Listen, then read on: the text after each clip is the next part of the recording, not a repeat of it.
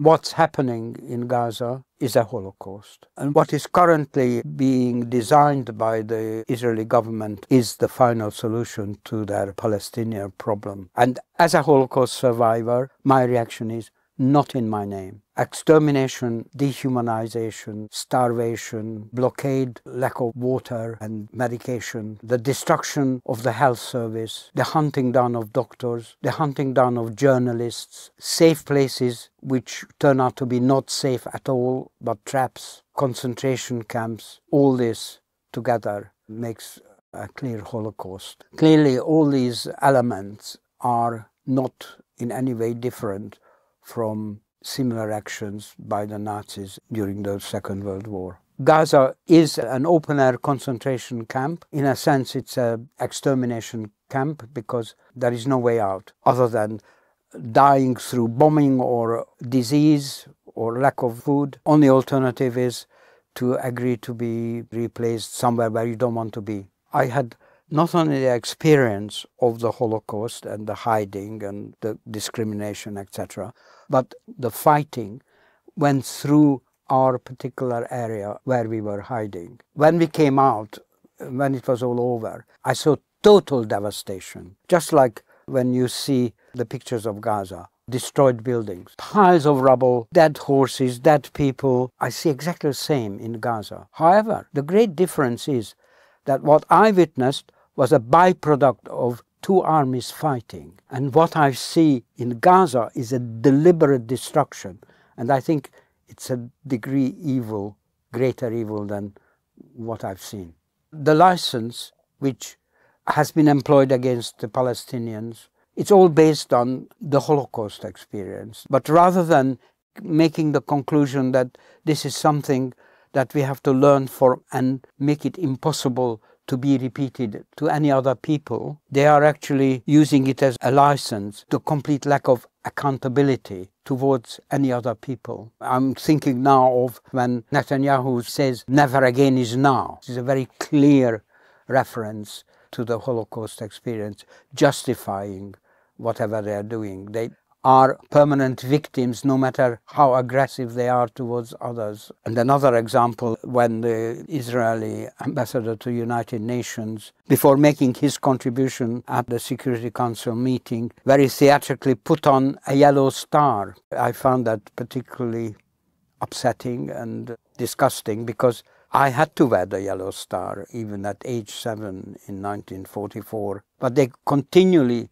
making this connection and using this cover to acquire impunity, total impunity. And that is deliberate policy of the Zionists and the Israeli state. They create an increase of anti-Semitism the world over because they conflate Judaism with Zionism and their current policies. And as we know, a very large number of Jews who have a sense of justice are against it all. And yet they pretend to be speaking and acting on behalf of all Jews. It's amazingly damaging to Jewish people the world over.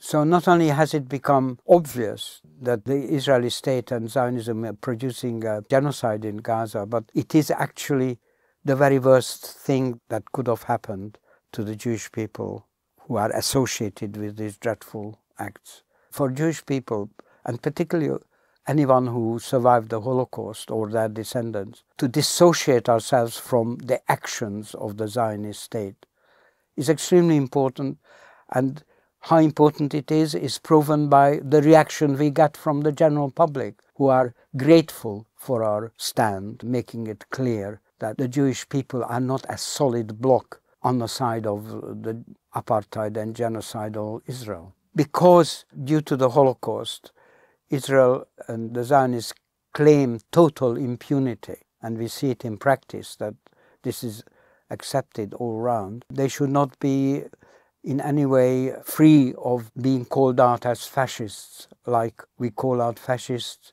elsewhere where we see them. And sadly, Israeli policies are now driven by clearly fascist characters, Ben Gvir and Smotrich, amongst others.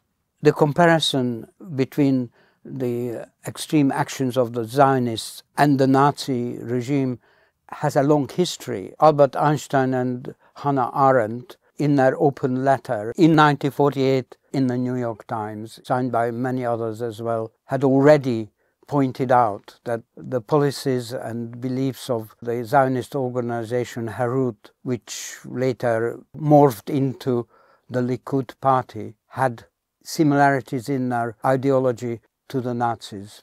If a comparison with the Nazi philosophies and practices was acceptable then, so soon after the Holocaust, it surely must be acceptable now, and we must protest against the taboo of not making any comparisons between the genocidal actions of Israel and the Nazi regime. This latest initiative of theirs of setting up a so-called humanitarian camp is just another concentration camp. Once entering it, and you are forced to enter it because there are no other places going to be left where you are free from being bombed. So once in that camp, you are not allowed to leave except, apparently, the plan is, except for a foreign country. Supposing you don't want to leave, the conditions inevitably were so awful in these camps because they are overcrowded. There will never be adequate medical services available. So there will be slow diminishing of numbers by wastage and death through deprivation. It's a clear case of genocide. And the parallel is obvious with Nazi camps. Once you are set upon an ethnic cleansing and a destruction of a people, it's inevitable that you have to prepare it with dehumanization of your subjects whom you're going to perpetrate all this on. Otherwise, you wouldn't get cooperation from anybody in executing this plan. I think the drip effect of being brought up in these conditions distorts people's views both intellectually and emotionally. How many civilians have been killed in Gaza, from what you know? Who gives a shit? Okay, but don't you feel like, for example, children? Children grow up to be Arabs. And I found that, sadly, even a part of my family which suffered the Holocaust and ended up in Israel had been completely reformed by this propaganda. This even affected the cousin who was a teenager during her deportation to Auschwitz and was put to work in warehouses where they were sorting the clothes of those who were killed in the gas chambers. And on one day she had to sort her own parents' clothes, which must have been an enormous trauma. Eventually she came back, she survived. And when I met her in Haifa, I found her racist, completely racist, just like all the others. And frankly, I found it almost incomprehensible that somebody with that experience was prey to this propaganda. Any comparison between what's happening in Gaza and the genocide there and the Holocaust, World War II, and any denial or prohibition of a comparison is a taboo which must be broken, because it's quite clear and it's declared by the leadership of the Israeli government that the aim is ethnic cleansing and extermination. אנחנו משמידים את כל מה שעוד נשאר מהרצועה ולא משאיר אבן על אבן. אני אומר לכם, פשוט תסתכלו על הסרטונים של מה שקורה ברצועת עזה. במשך 1.5 חודשים לא הכנסנו סיוע הומניטרי לרצועת עזה. האם הייתי רוצה להימנע בכלל מהצורך להכניס גרגר לרצועת עזה? גם לא לאזרחים? יכול להיות. גם מים אנחנו לא צריכים לתת לרצועת עזה. אנחנו מפרקים את עזה ומשאירים אותה כאויי חרבות עם הרס מוחלט וחסר תקדים בעולם, והעולם עוד לא עוצר אותנו. If we witness what is going on daily, the continuous murdering of the Palestinian civilian innocent population, witnessing all that and not protesting or looking the other way is making us accepting a virtual rebirth of a fascist regime. And we have to resist it in order to be on the right side of history. And with regard to Netanyahu, he kind of impersonates all that. He is obviously a war criminal, as it has been established, but we mustn't make the mistake of thinking that it is simply to do with Netanyahu, because the leadership all around him, and unfortunately a majority of the country, are of the same mind. If you gave me a button to just erase Gaza, every single living being in Gaza would no longer be living tomorrow, I would press it in a second. I would press it right now. Give me that button and press it right now. There you go. And I think most Israelis would.